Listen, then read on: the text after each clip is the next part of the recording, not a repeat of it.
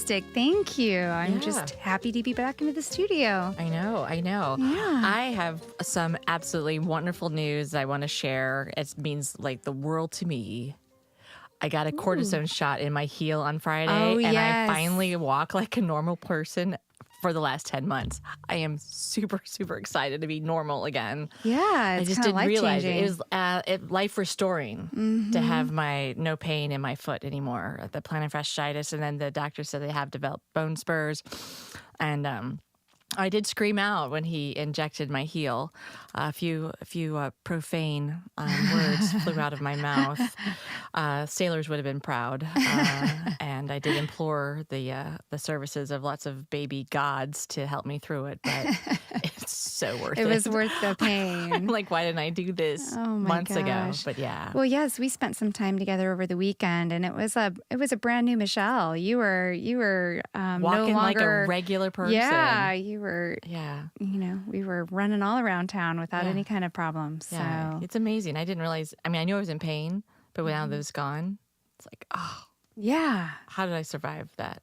Oh, that's Very wonderful. Very happy. So I wanted to share with everybody out there because I know I've complained about it many times on the podcast episodes about my foot, the plantar fasciitis. So now you can rest a little easier knowing that my foot is on its way to full recovery. So does this mean you get to wear ridiculous shoes again? I'm not going to wear ridiculous shoes yet. I'm just hoping that I can wear, I'm looking forward to wearing the cowboy boots when I go to Houston this weekend, as opposed to always my nice, stable, solid as a rock, not very, feminine, but they work and I don't scream shoes. Okay. Yeah. All right. Fair enough. We're moved back though. I'm back in the living now. So. Well, that's great. Well, I'm really glad to say that we have fabulous wine that we can do a toast to your toes. Oh yeah. What are we drinking? And who's our guest today, Emily? Yes, I know we have just an amazing combination here. Okay. So at our table we have Amy Rivera. And unlike many of our guests that we've met through Medici, I met Amy through our friend Denise that was on a couple of weeks ago. Yeah. Amy is just an incredible woman who has overcome all kinds of challenges in her life. She's a motivational speaker. She's an advocate and founder for a nonprofit organization called Ninjas Fighting Lymphedema. Okay. She has herself has battled with lymphedema since she was born, and now is an advocate trying to, that helps people who are struggling with this disease. Her story is so much more interesting and complex than just that battle alone. All kinds of amazing family stories and history, and just it's going to be an incredible conversation with her today. I'm looking forward to it. Welcome, Amy. Thank you. Wow, if I need a self-esteem boost, I come here all the time. Listen to this episode over and over again, right? Have it every morning. Listen to Emily's introduction of me. So we're excited to have you, and I'm looking forward to getting to know you today. Well, we had a conversation a few weeks ago now, and it was like one of those right in the middle of the day. So we both just kind of carved out an hour to have a quick meeting, and it was like both of us were like, I wish we didn't have to go. It was one of those conversations that just, went through all different kinds of genres and emotions. Yeah. Wonderful. Yeah. An instant connection with her. I think I got a text message from Emily later on. Like, I just met Amy. She has to be on our show. And I'm like, fine. Perfect. I'm looking forward to it. She's already booked. She's booked. Awesome. Yeah. Clear day. So today we are drinking a wine from Saint Emilion, and this is one that Jason from the Wine Merchant picked out for us, and I am really excited about this guy. This is made by Chateau Quintus. It's from 2015. The proprietor behind this wine, by the way, is the Crown Prince of Luxembourg. He is very known for just creating outstanding, Bordeaux's,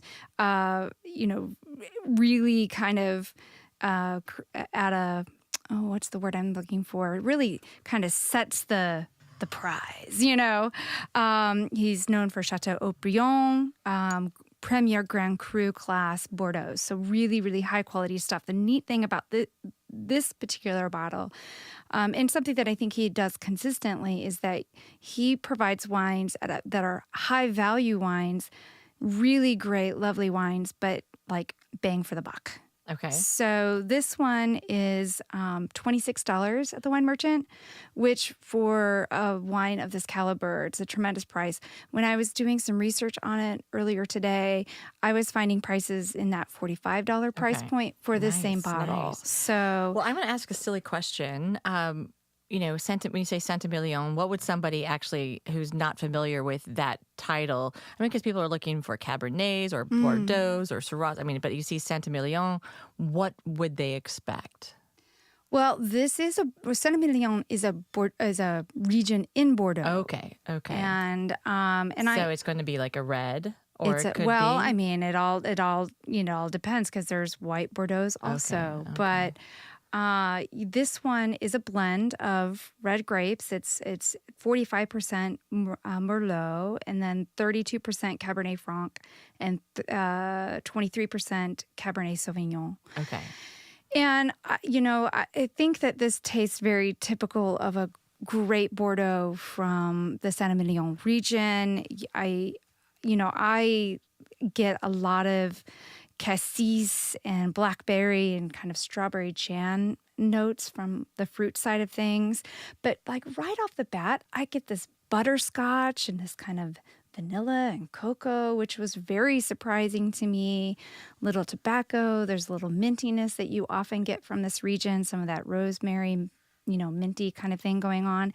And I also get some that like dusty, mushroomy kind of essence too. So I think all of those notes that, I'm experiencing are ones that you would commonly find in And a Saint Emilion. Mm-hmm. Interesting. Yeah. Well, it's very tasty. And it smells wonderful. It really does. I had not taken a sip before we started the show, so that's like total blind tasting. I did like shove a bunch of cheese and olives down beforehand. Yeah, you're going to want to give this a few sips. Yeah, I think so. But I like the lingering aftertaste. It's very nice. It's not sharp at all. I did let this breathe for an hour. That was something that both Jason recommended and everything that I'd read about this wine. And I did do a quick little taste just to make sure it was okay when I opened it. And it was pretty spectacular right out of the gate, and I did get that, like I said, right away, that butterscotch was right there on the nose. I think since I've let this breathe, some red fruits are starting to come out now, which is pretty nice, and it's just getting more and more complex. So it's lovely. Yeah. Now, Amy, I know that you can't drink, but what do you find on the nose? Because you can give this a good sniff, right? Oh, it smells lovely. Yeah. It does. It smells lovely. If I were to drink still, it would be something to this caliber. Yeah. Absolutely. Yeah. And when you're describing all the different tastes and the aftertaste, in the sense, I'm going, oh. It's making you thirsty. Yeah. But this is something I would definitely recommend. Yeah. I can see. Yeah. So can you share with us a little bit about why it's not wise for you to drink? So I have an incurable disease called lymphedema, and basically what it is an inflammatory disease when you're missing lymph nodes or if they're damaged in some sort of way. And I just went through some tremendous surgeries to reduce my right leg. My right leg was 200% larger than my left leg. Wow. Oh my gosh. And do you ever see pictures of like elephantitis? Yeah. That was my leg. Was that really like a lymphedema? They just didn't know what to call it back then? Yes. See, Okay. I was born with it, and it was my entire right side. And then when I was a couple days old, everything went down except my leg. But they told my mom it was the way she carried me in the womb. They didn't. Oh, It's all your fault. It is all your Mom. fault, Mom. Yeah. Imagine being this new mom, and you Yeah. really don't know what you're doing to begin with, and then you have this on top of it. But I wasn't diagnosed until I was 32. So the entire time of trying to find a diagnosis, my leg just became larger and larger. And This sounds painful. When you were talking about your foot, You could relate? I can relate. When I went through this past surgery, the first 6 weeks were horrific for me. I was like, why did I even do this? Yeah. Now I'm like, why didn't I do this ahead of, So like Right. when you were screaming out because of the shot, I totally can relate to that because I probably said a few things myself. What was the surgery like? What did they do? So what they went in and they had to, in a sense, like debulk my leg. So it's a form of liposuction, but it's not like a traditional liposuction where you just go in for cosmetic. They use water suction and a certain type of medication to kind of melt the tissue inside. So over the years of the lymph fluid just sitting there, it developed into a real thick sludge. Oh man. And they couldn't get it out. And my body can't process that. And so when he went in there to suction everything out, he said it was like going into like dense wood. It was so hard. Gosh. And he took out Interesting. 8,500 cc's of like solid, almost 2 liters of solid Oh my out of my gosh. leg.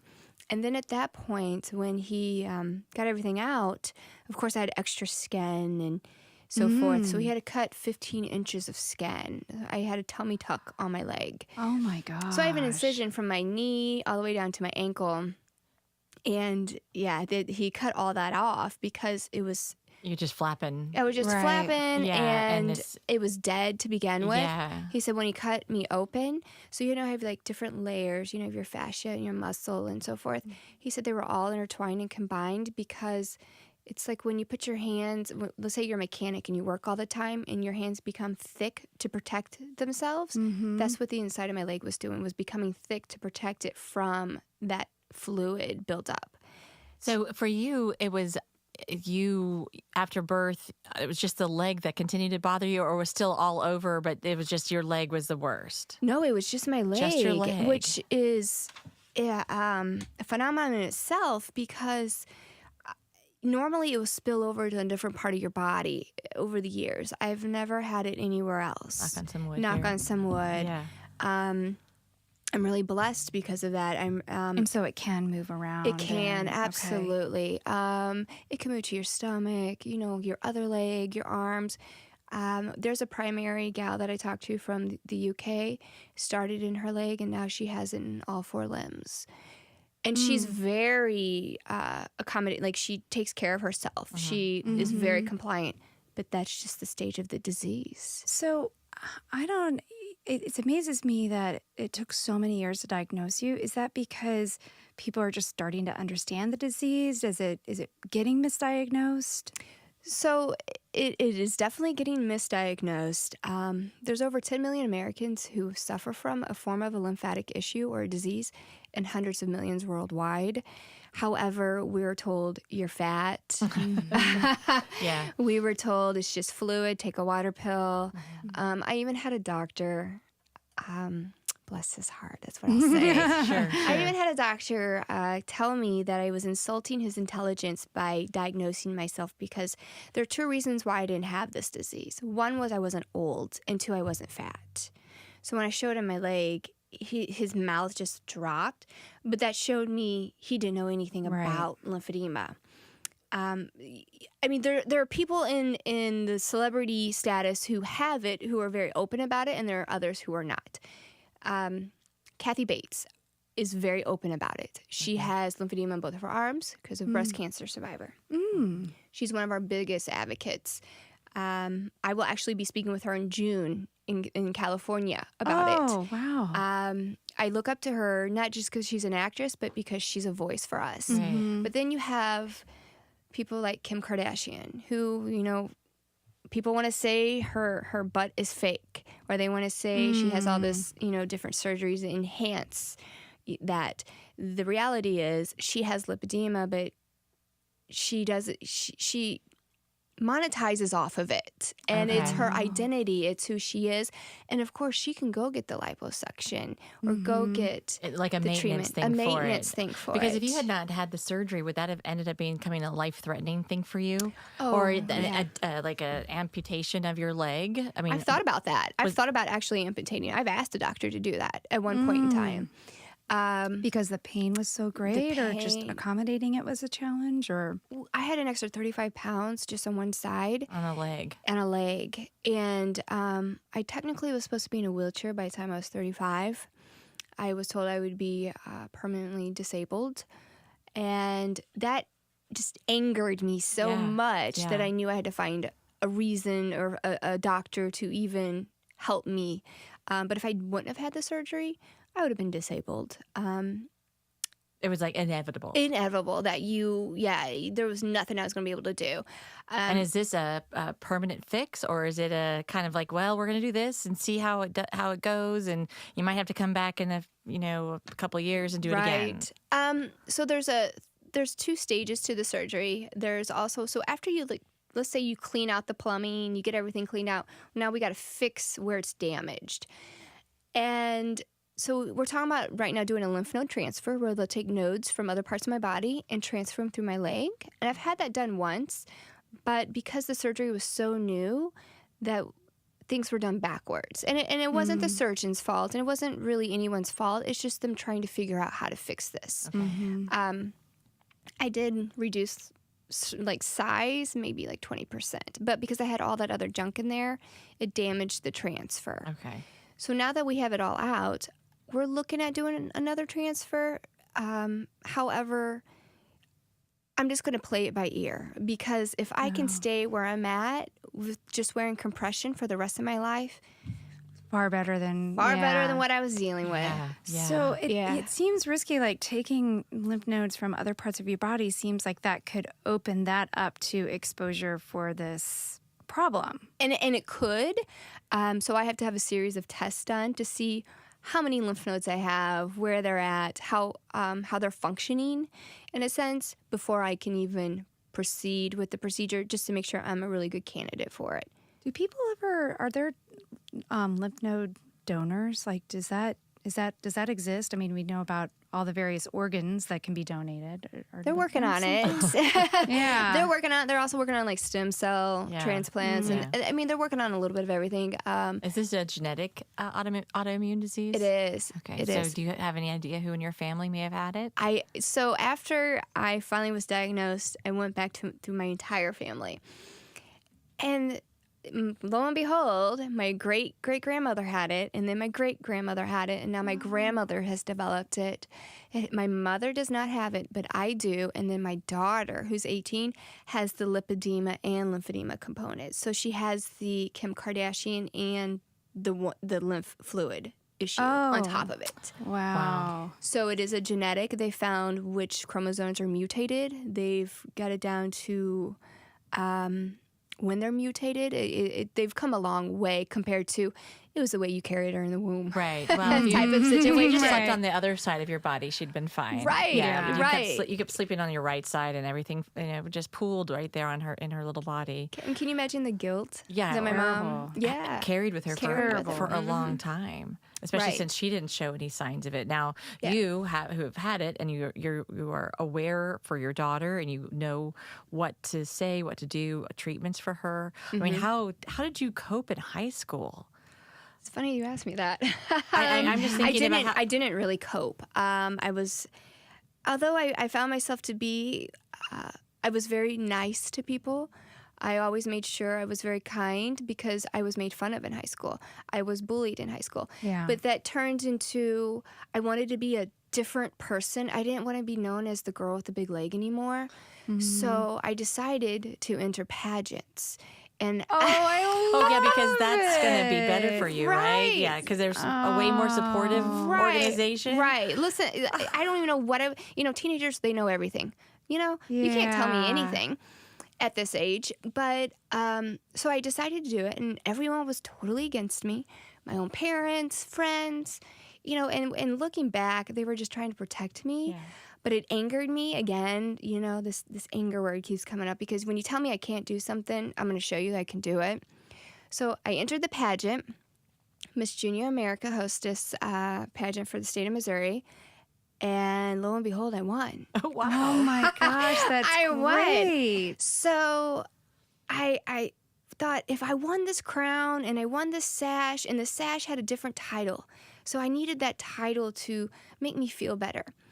If I won that, I wouldn't be the girl with the big leg. I would be Miss Junior America. Well, so I won it. And now I'm the girl with the big leg. I'm the beauty queen with the big leg. Okay, right. So that didn't really do a whole lot for me. And of course, they weren't very supportive and things like that. But that's how I dealt with it in high school. I just tried to find a different identity in some sort. So it wasn't something that you could be active in sports and run around because of that. I can't imagine trying to be a soccer player or run track or volleyball or do cheerleading, any of those things that we expect girls to do in high school. So because I missed all that in high school, I did it as an adult with the leg. I mean, I even went skydiving with this thing. Oh, and I call it this thing like it's some attachment. But I did it to prove a point. And I couldn't do anything. It was terrible. And so did you have an excuse for you didn't have to do PE, or did you still have to do PE? They didn't make me, but I chose to do it. None of the adults treated me differently. They just gave me a choice, but I always put the pressure on myself just to prove that I could do it. And that's really what I did. So, That's amazing. I love your determination and your ability to not let other people's descriptions, thoughts, and opinions actually, define you. That you've made it a point to hold strong in your own identity. And in the process of trying to find that identity, I just knew no one was going to tell me what I was capable of doing, especially another human being, when they don't even know what they're capable of doing. And I knew that as a child.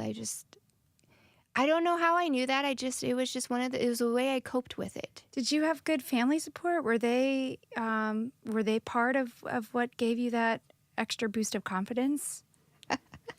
Oh, they were a part of it, all right. Are they listening to the show today? They're already not too happy with me about my book, but, this is the Amy story, not the, let's... Not the Amy's mom and dad story. Exactly. Yeah. No, they were not supportive. Not because they didn't want to be. They just didn't know how to be. Sure. My family dynamics, I feel like, is a Netflix story, honestly. How so? And so I come from a family of swingers. Oh, fantastic. Okay. Yeah. So We've been already we're better than Ozark. Right. the show Ozark. I come from that type of family. So that they're open-minded and on one... You can call it that. Yeah. You can call it that. They're open-minded. Yeah, they're open-minded. They... As a parent today, I don't understand that lifestyle, and I'm not going to try to understand it because it's just not something that I need to know. Right. But my family dynamics were really, really awful. Were you seeing their other partners often, or...? Little did I know they were. Okay. I thought we were just going over there, for friends and things like that. I was very young. I'm the oldest of 5. Okay. So as soon as I turned 18, I got out the door, but my siblings got to witness more than what I did. But that wasn't even the worst part of the family dynamics. My mother, she didn't really have a good family home situation either, and neither did her mother. And this is what led me to kind of sit back and reflect on how I can be different and use my voice for women who suffered from the same situations I suffered from. So at first I was very angry with my mother. I saw a lot of sex. I saw a lot of drugs. I saw a lot of men, women. There's a point when my mother took us to a hotel room, and there was 2 beds, and me and my brothers had to turn the other way and go to sleep while she did her business in the other one. In the same room. I was 8 years old. Yeah, that's So this was, were your parents, this wasn't with your father? No. They had just split up Okay. that very night, actually. That very night. Did you know that they had split up at that night, or did you learn later that, that was the night they split up? No, I was caught in the middle of it. It was a really bad situation. In the middle of the night, we were taken from home, and a big fight in the road, in the middle of the road. I remember it as if it was yesterday. Yeah. And my father didn't want my mother to leave, but my father wasn't a very good father, wasn't a very good provider. My mother was working 2 jobs, paying a babysitter to watch us because my dad was out doing whatever he wanted to do. Or whomever he wanted to do. Whomever he wanted to Right. do. So my mom was she was trying to make the best decisions in the worst situations with not even having a good solid foundation. So I'm not even mad at her over this anymore. I understand it. And it led me to go back even deeper to look at her mother. And her mother my grandmother lost her mother at the age of 7. She What died happened? of cancer. Oh, Lord. So when her mother died, her father remarried, and her father was a very abusive alcoholic, not gentle Yeah. kind of father. And my grandmother was raped by her stepbrother. Oh, my. Wow. So my grandmother got pregnant, and when she told her father, he kicked her out. By the By the stepbrother. stepbrother? Did he say it was? She did. Oh. But the family did. So when I look at this, I see the generational issues. And so my grandmother got married to my grandfather, and they've been married 50, 60 years. At this point, they're married again. There was a point. Again. Okay. There Whoa. was a point they weren't married. Okay. Well, yeah. this is a lot for us to take in right now. Excuse me. I hope let's take a little break because Sure. I just kind of want to put myself Yeah. pieces together in my brain of where we're Sure. going Sure. because I feel like there's There's a lot we're going to unpack explore. here, and yeah. I want to We want to have full glasses. we want to have full glasses on this. So let's That's take a quick right. break, Sure. and then we'll be Yeah. right back. Thank you. And Jackie's here. I'm going to ask You're her. going to get her, walk her in. Okay, sure. Let's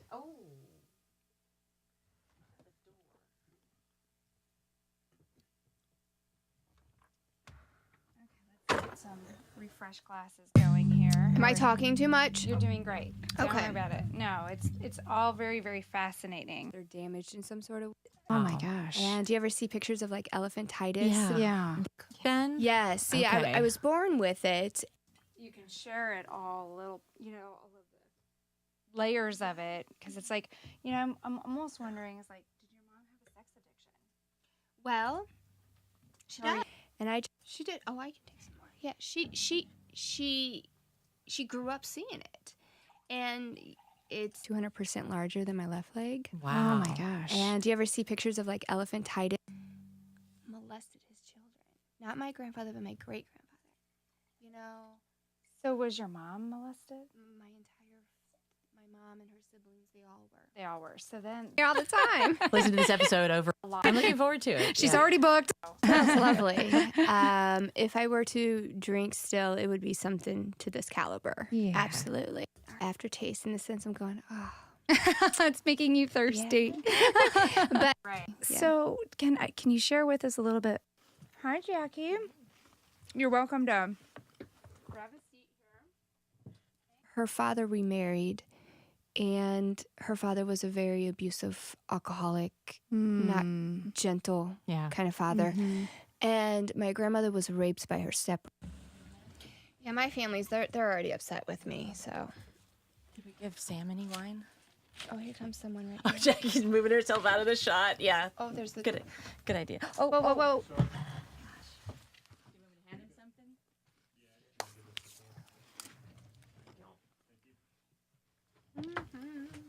Oh, she moved. Like our studio audience.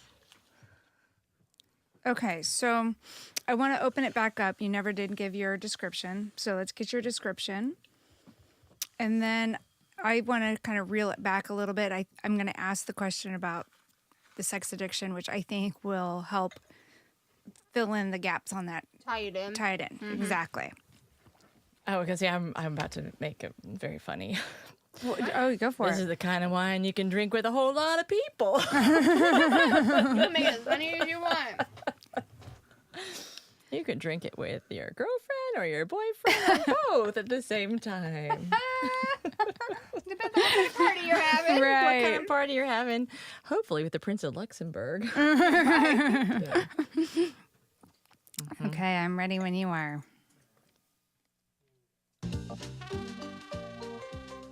And we're back. Thank you for letting us take that pause to refresh our glasses because it was very clear we were heading into some even deeper yet more fascinating conversation. And it was like, oh, we need to make sure we have plenty for this. I had to get my flow chart going. I wanted to make sure I had the right grandma with the right grandpa, and then It gets a little confusing. yeah. So, it's you like know- it's like a great novel, when they all have the same first name, Jacob, but it's like It's like a Russian novel. Yeah.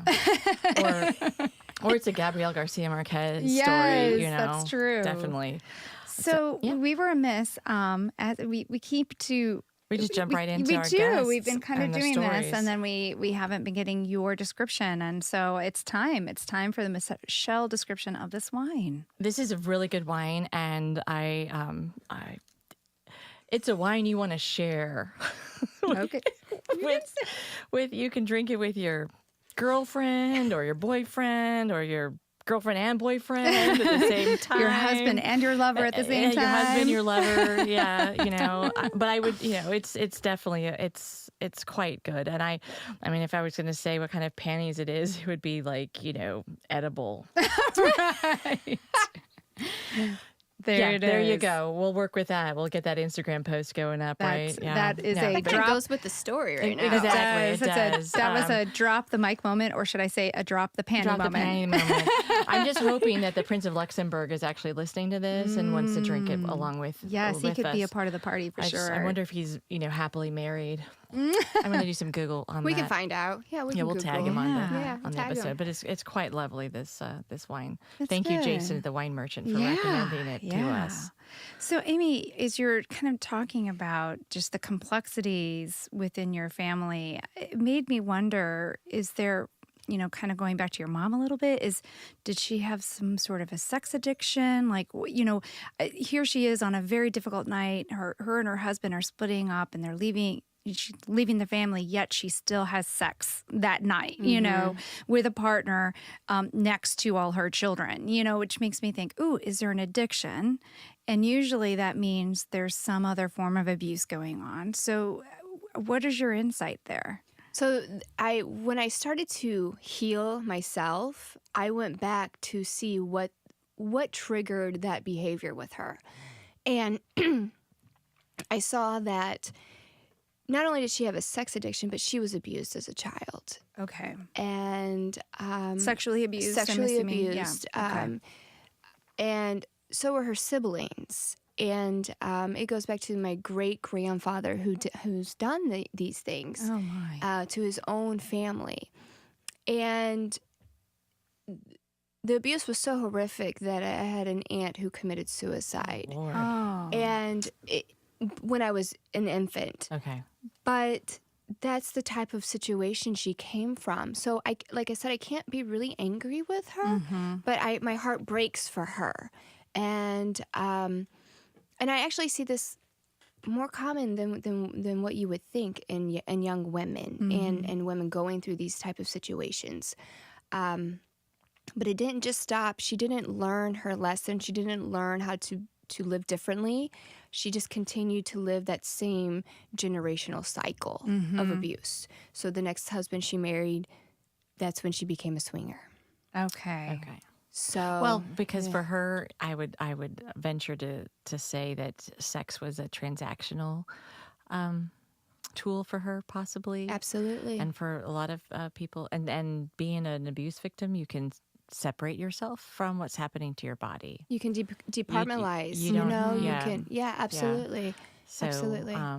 So she just, I mean, I can't speak for your mom, but I can see where she's going through a traumatic experience of taking her children out of a situation with your dad. Sex is a coping mechanism, right? Right. She's, and trying to, not knowing what's in front of her, afraid that I have this coming up, and probably for however long it took her, a couple hours, she knew you were safe, and she needed to go someplace else in her mind before she okay, this is what I have to do. It's all conjecture, but I can see where. Right, and I'm not. I don't want to bash my family or anger them in any way or form, but the reality is there's so many women dealing with this, and they make poor decisions because of the circumstances they're in. Right. And just how you just described it. Yeah. We all go through these situations. And if she didn't learn coping skills or even how to verbalize what was happening to her, then she was already at a deficit on how to get out of it. Well, Absolutely. And it seems like this is something that had been going on for several generations in your family. So, when you're a young person, you don't know these things that are happening are wrong because it's all you've been exposed to. So, especially when you're talking about several generations having gone through it. So, I can imagine that it was a challenge in itself to realize that, oh my gosh, it's a challenge it's a challenge on both sides. My family has shunned me to an extent because I'm the one that stopped this generational issue. My generation has put their foot down with it. However, they don't know how to accept that because that's all they're used to. That's all they know. So it's difficult for them to understand and respect my voice for other women. This book I'm writing, they do not want me to write, but it goes far because beyond. it's more than a tell-all, right? It's more than a tell-all. It's more about. And I tell on myself. I tell on myself. There's things that I've done that I shouldn't have done because I learned from that behavior. We're human. And we're human. Absolutely. Yeah. But it's not a tell-all. Let me just air out my dirty laundry. But it's, how do we get through this? How do we move past this? How do we forgive? How do we forgive? And it's not forgiveness for those, but it's for yourself. Right. Yeah. Yeah. So you've gone through a cycle of finding forgiveness. How about your siblings? They're still trying to. Yeah. They have, so my two brothers, like I said, I'm the oldest of 5. I have All the same dad? No, I have two brothers. Good question. Yeah, I was just all insightful like that. Yeah. I'm all about the soap opera. I have a stepbrother and a stepsister. I'm really close to my stepsister. We've been sisters since she was 2. And my stepbrother, he does his own thing, construction and things like that. We're fine. My 2 brothers, they were really affected by this family dynamics. Both went to federal prison, max crimes. Oh. For drug charges. Okay. You ever watched the movie Breaking Bad? Oh, yes. That is my family. Oh, my gosh. Interesting. Yes. Interesting. Well, And meth how is a old were real you when that problem happened? here. I mean, I'm just like, how do you cope with that kind of news with your family? I've been dealing with it since, my one brother, he's been institutionalized off and on since he was 11. Oh, my gosh. For meth? No, the first time was he stabbed his teacher in the hand with a pencil. Oh. Oh, my goodness. Yeah. You talk about some Violence. anger issues. Yeah. Yeah. But when you grow up in a family where he didn't have an outlet. Yeah. He wasn't taught That the right way to express your anger. Now, I'm not saying that everything he's done is justified because you get to a point where you're an adult and you know right from wrong. Yeah. My other brother, he knew he could make more money making meth than working a 9 to 5, and he did. He made hundreds of thousands of dollars. To the point where the DEA was following him from state to state. Oh. And were you aware he was doing this before? I was. Oh, how gosh. I didn't talk to him for several years. Okay. And strangely, we're like the best of friends now. Really? So he is out I of the couldn't business. be more prouder of my brother than I am today. He went to prison, saved his life. Yeah. When he got out of prison, he moved to Tennessee, where our biological father lives, and he decided to go to school for HVAC. He is now running his own company. He graduated top of his class. He got off parole 2 years early. Oh, that's wonderful. And now he's going around and he's helping people, talking about drug addiction and things Oh, like that. that's just So he great. really found his foundation through all of this. And was it prison that really helped him? It really was. Yeah. Wow. It really was. Well, that's a because, good story. yeah. You pretty much just hear kind of the horror stories of prison now and how it's like, I don't know. There is some more story. Yeah. I mean, I don't want to hang out there just to find out for sure. I went there once to visit, and I just That was it. that was it. Yeah. How long was he there? So my one brother was there for 4 years. My other brother, like I said, he's been in and out for quite a bit, and my other brother's out, and he's still taking some time to kind of get used to Being out. Being out. He's been told what to do his entire life. But he's doing pretty good. It's just a little bit of a struggle for him, a little bit of adjustment, but he's holding a full-time job. He's working. That's all he does. So he's doing really good. It just takes him a little bit to get used to it. So this thought came to me while you were describing the struggles you've had and your brothers have, and and the family dynamic. I wonder if, I know that the lymphedema is an autoimmune disorder disease, but that was sort of your scar, your family scar, right out there in the open for everybody to see, and you had to learn to cope with it. You had to learn to get above it.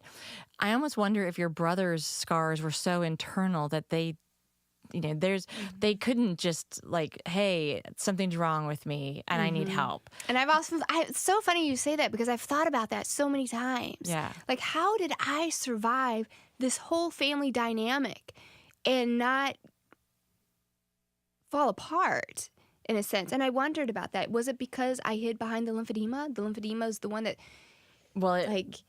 it protected you in another way. Protected me in another way. Yeah, possibly. And I've often wondered that, because, I mean, I didn't end up in prostitution. I don't do drugs. It's kind of hard with a leg that large. Right. It's just, they're Well, going to pass you by on there the street. are strange people out there. I'm sure that's a kink for someone. They're going to be driving by and fetishes be out there. Well, there's that girl with the big leg. Yeah. Let me see what she's up to. I bet she charges half. For one side? Yeah. Oh, man. You'd have to work twice as hard for the same amount of money, Yeah. It's so funny. I mean, A little sick humor here on Cliterally Speaking, the podcast, but I think you got to laugh at it. yeah, You got to laugh at the situation. You got to have fun. So, and that's just a tad bit of my family dynamics of I've always hid behind the lymphedema. People know the lymphedema story. They know the Amy lymphedema, but they don't know the real Amy's story. And or this the year, Amy beyond the lymphedema. the Amy beyond Right. lymphedema. Yeah. And you have so much to celebrate. You've got a beautiful family, a wonderful husband, and I mean, you are a radiant person. Look at you. You're gorgeous, and I know it's beyond the physical. You can see it comes from the inside. So, And you're writing a book? I am. Tell us about that. So this book is going to anger a lot of people, but it's also going to help several more. So the book is about for women to awaken their resilient authority. Okay. Is that the title? That is the title. what does Nice. that mean? So what that means is you have the authority to use your voice. You have the authority to be a powerful woman. Because you grew up in a situation doesn't mean you have to follow that family dynamics. Because your mother told you, and these are things that I've been told, use what God gave you to get what you need. Doesn't mean you go do that. Oh my, yeah. And we all have stories. You mean your brain? Use your brain. Yes. And we've talked about this. Yes. I went to school. I have two degrees, but I was never able to use them to my fullest potential because I was too pretty to move forward. I was told that literally I could not move forward in this company because I was too pretty and I needed to sit right where I was at. Okay. Sounds like somebody who just wanted to keep you in his line of sight, so he didn't, because he liked how you looked. Not necessarily that you were too pretty to move forward. He was very selfish. Exactly. And how do you combat that when you're 23, 24 years old and you don't know to say F you. How long did you stay with that company? 10 years. Oh my gosh. So I sat there for 10 years. What made you finally give them the middle finger? Or the leg. Or the leg. She like hit him in the head with a leg. So when I officially got the diagnosis, You became too expensive I for became too expensive. their health insurance I policy. did. Oh, that's a whole other Seriously? issue. I bet. Yep. So because it's a self-insured company, what happened was I found a new meaning to life and a new voice, and I thought, who are you to tell me I'm too pretty to do anything? Do you even know how smart I am? Like, I got so frustrated. And then I thought, how many other women go through this? Well, I would say out of our 23 episodes so far, Every single one. Everyone? every single Yeah. one. Exactly. Yeah. So I thought, I'm going to make a stand, and I'm going to make people mad. But who are they to tell me how to live my life? Right. So That's so great that you've found that voice. and it was difficult. It was scary. You know, when you work for a corporate job and you're the sole breadwinner for a while, and you have children to take care of, but I was prostituting myself to a job that I hated, that wasn't allowing me to do what I was able to, that I knew what I was mentally able of. Yeah. Capable of. I wanted to take care of people. I wanted to run facilities. I wanted to do this and that. Not Just be a pretty A face. pretty statue. face behind Yeah. a desk, whether he could. I gave that crown away a long time ago when it didn't do anything for my leg. Still wearing the sash. I still though. wear the Yeah. sash. Yeah. But so when I started this journey, I knew where I was going. I had a conversation with one of my bosses. That's in air quotes. Yeah, air quotes, bosses. And she said, you better have a plan A and a B and a C to get out of here, because you're never going to leave because of the amount of money. Yeah. And The she's golden right. handcuffs. Oh, sure. Golden handcuffs. And she was, and I looked at her, I said, I don't need a plan B and C. Well, what do you mean? I said I had plan A, and in plan A, there was no failure in it. I'm going to tell you right now, I have it all the way planned out. 2 years later, almost 2 years later, I was out. And I followed, I executed everything I planned, because, and it wasn't easy. There were a lot of challenges. So did you go the legal route with this? I Is that did. okay. I Yes. did. So I was like, okay, why does it take you 2 years to leave a job? Well, Okay, that's legal. Okay. Legal, it took me 2 years, and I needed that insurance to pay for these surgeries Oh, too. sure. So Yeah. I had to fight that as well, because that was a whole nother issue. But 2 years later, I just decided, I'm going to start a nonprofit. Yeah. How hard can that be? It's a bit hard. It Woo! is. It We is went a from- challenge. we went from- I've started a few myself, and a it's few. Yes. I don't know if I want to do another one. Like, Because Emily's an overachiever. She likes to have a lot of nonprofits because she's just so good at it. Oh, I do it so God. it's so easy. One day I'm going to start a for-profit. One day. One day you'll learn. One day you'll learn. Like, we started the nonprofit. So I started like a Facebook group just to see how many people had lymphedema. When I started that's when I realized there was serious issues in the world with this disease. How many people do you have in the group? Oh, I don't have the group anymore. Now Okay. it's an open page. I have over 2,900 people just following the page, but I just did an interview with People Magazine. It hasn't been published or anything, but we talked about just the disease itself and what I've come through. I just did another interview with another magazine in California that will be published later this month. They say I'm the face of lymphedema. Again, there you go. Back with the sash. and Back with the crown. sash. Right. And then I said for Halloween I want to be the leg lamp. For Oh my Halloween. God, It would be fun. I'm totally going to be it. Yeah. So Yeah. I might just have a Halloween party just so I can dress up to do that. Yes. But I will take that title over any other title I've ever had, because that means I'm able to help people all over the world. That means I'm able to bring a voice to the disease and a face, not just a number, to the disease. And if you want to call me the face of lymphedema, then so be it. Yeah, there are worse things you could be the face of. Right. And so that's what I've done. But like I said, I've hid behind lymphedema so many years. my true calling is to help women. Now you're kind of Well, owning it. When and were you a little frightened when you had the surgery and they didn't? The leg was back now normal, and you didn't have anything to hide behind. I mean, like now you have to redefine. Good in a question, sense, Michelle. That's number yourself. 2 for you. I know, it's tonight. I'm glad you're asking That's me great. these because they're all in It's my the Saint Emilion wine. Because what happens when I drink red wine that the Prince of Luxembourg makes? Yeah, it makes Really working that. Really working that. Yeah. We'll have to. We'll find I'm him. sure he's listening. He We're will his be. top podcast. Your psychology questions are coming out. They're good great. questions. Yeah, just, because that was who you are. It was terrifying. But and in the sense, like, how do you actually let that go and never, like, yeah, I had the surgery, but there's something in your back of your brain. It could.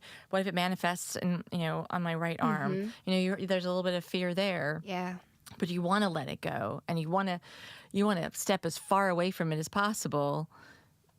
Yet, it's still there. It's still there. Yeah. You are so right. When I first had the surgery, I cried when I saw my leg for several reasons. Because it was normal. It was normal. I had a knee. I've never had a knee. yeah. The other one was what happened to my identity. Oh, sure. Who are you now? Who am I now? Did you have to have, I mean, this is just a silly question. This is not a Michelle question. No, there's no silly But questions. I am Yeah. curious, did you, I imagine you must have had to have all your clothes made for you.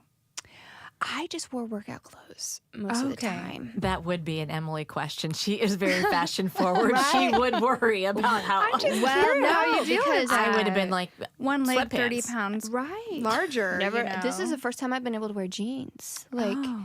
no, people have asked me that. How do I get dressed? What do I wear? I wore. So I got to the point where I was wearing long dresses and skirts so much that when I was talking to a young lady that I worked with, I asked her to go swimming with me, and she had asked me, "Is the pool public or private?" And I'm like, "Well, it's a subdivision pool, so it's kind of like both, Yeah. And she's like, "Well, fat girls don't swim in public pools." And Whoa. Was she heavy, or was She thought was- you were fat? No, she thought she was fat. And it rocked me to the core that she even thought that way about herself because I didn't see her that way. And that's when I realized, okay, how do I view myself and how do other people view me? And for the first time, I shared what I was hiding underneath that skirt. And she started laughing because she thought I was Pentecostal. So she was relieved that when you asked her to go swimming, you were actually going to be in a bathing suit and not sitting on the side with A skirt. with the little what's it called, Bonnet. the bonnet on your head. Because she's like, you wear all these dresses and skirts. I'm like, I wear makeup too. Yeah, right. And she started laughing. Yeah, but my hair is in braids. You're right. Right, I need to do something else. Right. And so that's when I realized, like, if I'm hiding this so well, what could I do if I exposed it? Mm-hmm. And that moment was a pivotal moment for me because I hate to see women feel that way about themselves.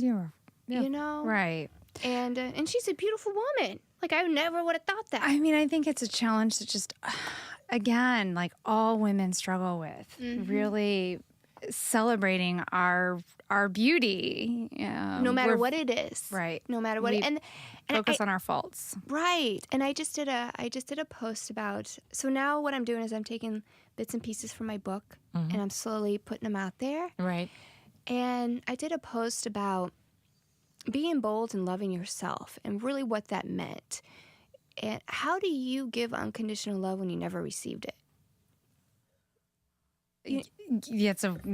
You're right. You don't even understand that concept. Or do you think you deserve it? Well, Mostly you that's don't think you that's deserve a it. good point. Exactly. Mostly you think that there's something that you're not quite good enough, so you don't. So you're not deserving of any love.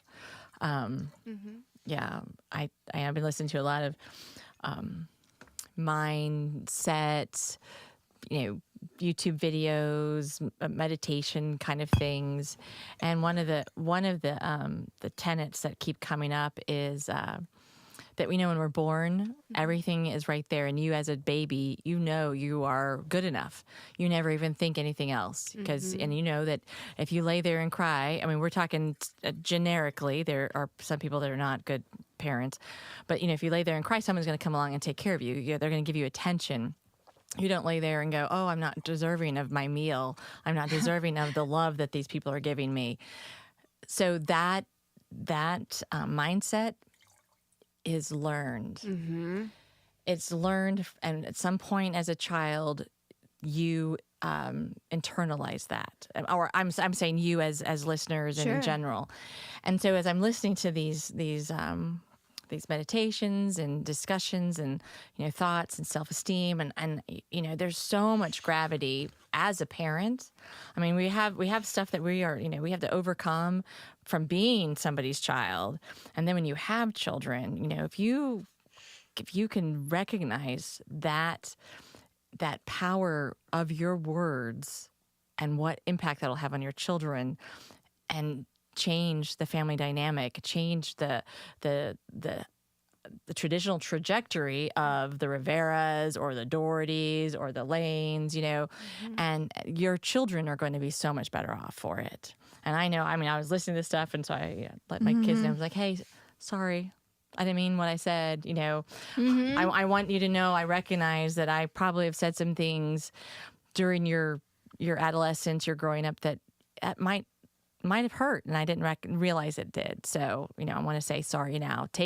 Taking that, the strength and the sting of those words away that they may have internalized, because I know I have my own that I have internalized, and I'm nearly 50, that I still have to let go, that I heard from my parents or other family members or grandparents or siblings. And it's like, when you hold on to those things, it'll affect what you think you deserve from other people, whether it's a loving relationship or not. It's amazing. Right. It's amazing how, so many times these statements are not shared with us to intentionally hurt us, but yet, the lasting power of them is just tremendously significant. I know that, Michelle, we've talked about this a couple of times. Like, I remember the first time I was like, I was, maybe 13 and putting on a swimsuit for the first time, realizing I have curves now, and feeling kind of like, oh, wow, well, this is kind of interesting.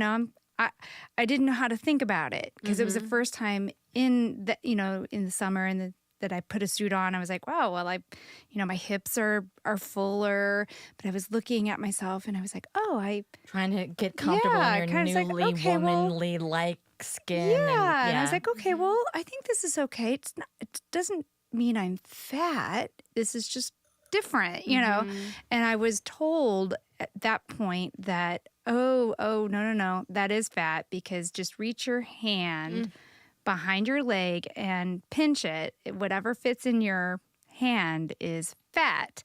And after that point on, like, I've been very paranoid about my backside and my hips and all of that. And that was, that was one comment by one person who was carrying their own weight of their own ideals that had been passed on to them at some point, I can top that. It's a competition with us. Yes, Who is most dysfunctional? Well, I think I got you guys beat. You did, yeah. Yeah, we're just trying to relate now. trying to hope to be, still be your friend. Right. Yeah. Well, I was 13 years old, and I don't mind saying who it was that made the comment. I was 13 years old. My father had come back from being away. He was military, so he was gone for a year, and we were moving. And we were moving from one location to the next, and it was summertime. It was August, and we were at my grandmother's, and she lived on the lake, and we were out, and we're all like on the raft, and we're floating, and I'm just so happy because my family's together. My dad's back, my brothers and sister were all outside. It was just a wonderful day. And my father, in his joking way, and those are air quotes, says to me, Michelle, when you were born, your butt fit fit in the palm of my hands. And he moved his hands and made them really large, like beyond his shoulders. And I was 13. Oh. And I was devastated. And I wasn't fat in any means. I was a normal, healthy 13-year-old. And I've carried that statement with me my whole life. My father probably thought he was being funny. And he, and I'm sure this is the problem. Here I am making excuses for my dad when I just need to be like, Dad needs to own it. Yeah. And, he left and I was 12 and he came back and I was 13 and I'm, a lot of development happens, when the girls are right there in puberty and they're changing, all that kind of stuff. So I was a child when he left and a young woman when he came back, and he didn't know how to reconcile that in his brain, but he did not have to say anything. And so I've tried to be a good parent and not make comments about my children's physical attributes. And I'm very sensitive when I hear people target somebody. Oh, and you know what? And you hear this stuff out in public all the time. You do. It is heartbreaking what you will hear. And usually when, I speak in stereotypes or whatever, but when people target somebody else's physical flaws, it's because they are miserable inside their own souls. They're projecting, right? And they don't know how to just be a normal, happy human being and be glad that they're alive and breathing that day. Right. But anyway, that's enough passion on that one.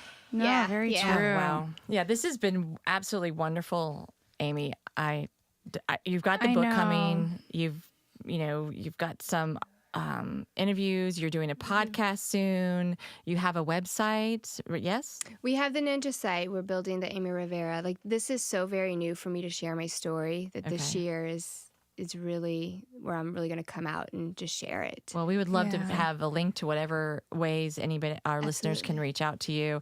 And I would love to know more about lymphedema. I'm a cancer survivor. I had 18 lymph nodes taken out during my cancer surgery. So I wonder if any of my thickening and could it be lymphedema, or is it just I need to exercise and eat less? I don't know. That's probably not the red line. Well, I think you look gorgeous. I do too. You're so kind. Thank you. Yeah, I'm truthful. I'm very truthful. Yeah. So, I don't think you have any kind of eating portion control kind of issues. No, and shame on your dad, by the way. Yeah, we love my dad. I love him. He's great, but I think I might kick his ass when he comes next time. You should tell him.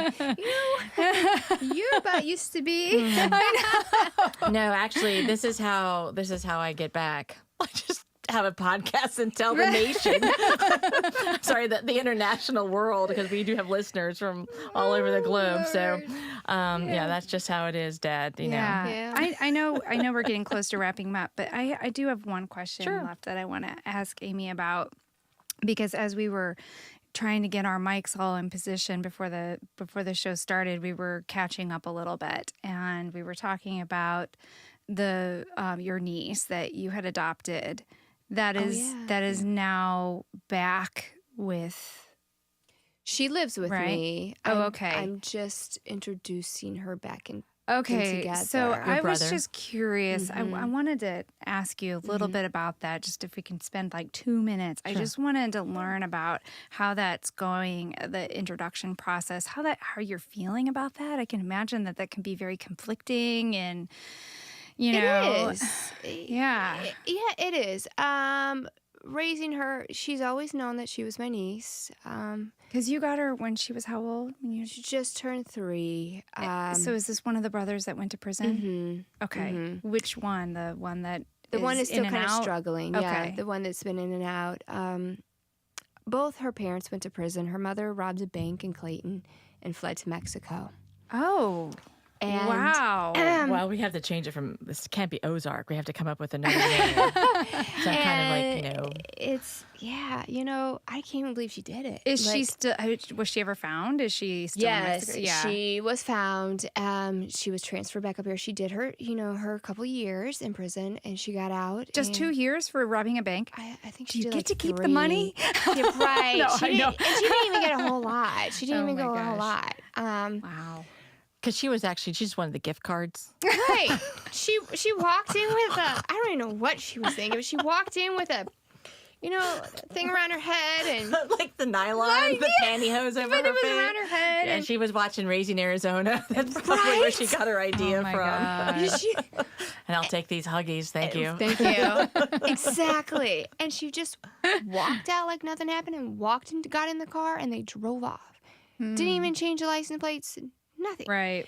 But her mother's never had a really connection with her ever. And my brother has because he, daughters and fathers and so forth. It's been a little traumatizing for my niece. She's getting used to the fact. How old is she now? She's 11. 11. Okay. She's really gifted. She's excelled in every class. They've talked about, moving her. And you've never once told her she was too pretty to move forward, right? No. Good. Glad But to hear I that. tell her she wants to be an astronaut, actually. Oh, fantastic. Oh, amazing. And I told her, let's do whatever we can to have an astronaut in the family. I think it's great that she's so smart. She is very, very pretty. She looks just like her mother, actually. Her mother's very pretty. But she's a little nervous about her dad. She told me, 1 minute he was never there, and then now all of a sudden he's there. Sure. And she just wants to get to know him. Yeah. And so I'm very honest and open with her, and I try not to tell her. She's 11, so Well, but she's bright. she's bright. So when I don't tell her the truth, she knows. So I have to. She got off the phone with her dad the other day, and she goes, "I feel like he takes advantage of me because of my age." Good. Those are wonderful skills for her to be aware of now. Right. Yeah. And I'm like, Absolutely fantastic. where were you when I was a kid? I needed Well, you. As a and good friend. for you that you've been exposed to so much throughout your life that, you can have those conversations with her and help shape how she copes with those kinds of encounters and also face realities of our world and overcome them in a positive way. So that's great. She's doing a really good job with it. She really is. That's wonderful. I'm glad so. to hear. Well, I wanted to hear the end of that story. So thank you for letting. There are pleasant endings in my life. There are lots of them. Lots of them. You're just actually starting on this new journey. This new like the health is good. The path is out there for you. I mean, I'm just so excited to have met you and to see where you go from here. This is just very exciting, and I thank you so much for coming on our podcast today. Oh, thank you for having me. We'll have you back. Okay, Yes, When is it? definitely. You get the book done or I'm the on website. people are already like, when is it? I have a lot of people, asking for it, so it has to be finished. I'm just so thrilled. We are getting close to wrapping up our first season. We have one more episode to go before our season 1 is fully done. And Woohoo! We did it. What is amazing is that, I mean, we've had the fortune of meeting tremendous women like yourself in this first season. And one of the things that we hear from our Cliterally is that they want to meet all of these amazing women. So we are looking at putting together an event here. I would season say 1 wrap party. Yeah, probably sometime in March. April. In No, it's April, where April 6th. we want all of our guests to come, and it'll be a meet and greet. So our listeners can come and meet this amazing We'll have a Facebook group event of women, created for it, so look and for then that. you can meet some of our other guests, and I hope that you can join us when that comes around. I actually will be in town. Fantastic, So, good. Yes, Yeah. absolutely. Very good. Well, Thank wonderful. you. Yeah. Well, thank you, Amy. Thank you so much for joining us and being so open with your story. It is fascinating. I know there's more there, so I can't wait to read your book when it comes out. When will that be? By the end of the year, it will be out. And what do you have a name for it? Yeah, it's Awaken Your Resilience Oh, yeah, you did. Authority. Mhm. I See, wrote it she down. wrote it down. See, you did that to me. Yeah. That's the Saint Emilion coming in there. I already lost the title, so thank goodness I know the author. Thank goodness. Yeah. You can listen to this episode again. It's earlier in the episode when she names it, so you can write your note down there. Or you can find it on our blog. It will be up eventually. Yes, we'll have links Yes. to Awesome. information that Amy has Everything. talked about today. And yeah, thank you so much for coming. We are finishing up the rest of this wine, and going to have a sip or two. Yeah. And, I want to just say, if anybody has any questions about today, if you're like, I wonder if I have lymphedema, feel free to call our comment line at 812-727-0794. We will put you in touch with Amy. And if you just have any general comments We to love share general today, comments too. Any wine suggestions, any amazing stories of forgiveness that you two have encountered, we want to hear them as well. Yeah. So again, 812-727-0794. How about that? We actually had the number ready this time, Michelle. We did. We're learning. By the time the end of the first season, we have things down. So yeah, be sure to follow us on all of our socials. Like us, subscribe to us, 5-star us like we're your Uber driver, write a review, because that is how those algorithms work in this podcast world, so that more people know about us. And thank you so much for listening. And Amy, thank you so much for coming on the show tonight. Cheers. Cheers.